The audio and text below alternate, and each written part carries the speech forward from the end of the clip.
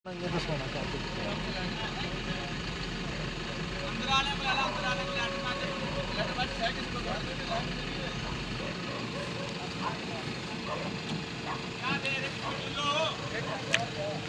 भाई साहब जागा जा रही है दोस्त ही नहीं देते ये जमालपुर जागा निकलता पिया जी हाजी शेर रात ते बेटे हाँ उन्होंने शादी तक जागे बिल्कुल ही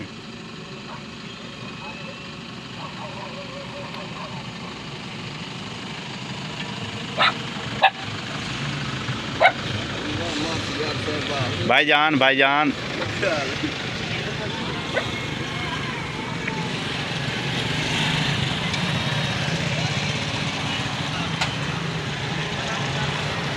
ये भाईजान जाग जाता पिया ना बरात न हो बाद पता लगे तो बरात आई जागा जा रही है बरात पता नहीं क्या कर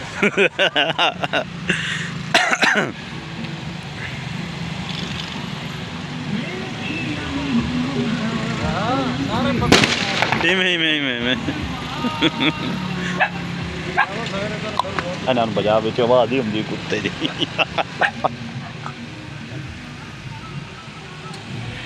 भाई साहब ये जागा है या बरात है सीधी दसें ये जागा अच्छा ये कितनी गड्डियाँ तो मुश्तमिल है जागा 30 गड्डी तो मुश्तमिल है बड़ी गल है यार ये तो बड़ा बड़ा जागा है भैया अच्छा अच्छा सारे दोस्त हैं भाई ठीक है भैया ये कम से कम थोड़ा अंदाजा काम करता पिया कि 15-20 जगह तो इंतजाम हो सी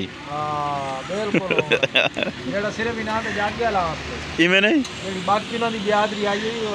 वो अलहदा है भाई नहीं नहीं ठीक है भैया दोस्त होने ही चाहिए सही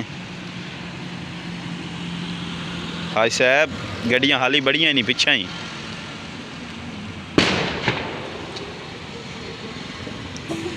अच्छा मोटरसाइकिल तो जागा ले जाते पैन यार अच्छा अच्छा सवारी के लिहाज नाल अपने जेब दे हिसाब नाल जा रहे हैं ठीक ठीक आवाम तो सह जा रही है अभी तक बड़ी आवाम है जागे थे 300-400 बंदा तो उसे ज़्यादा है मोटरसाइकिल वाले हाली पिछू हुआ देनी हाई साहबा आवन दे भी अच्छा नहीं हाई साहब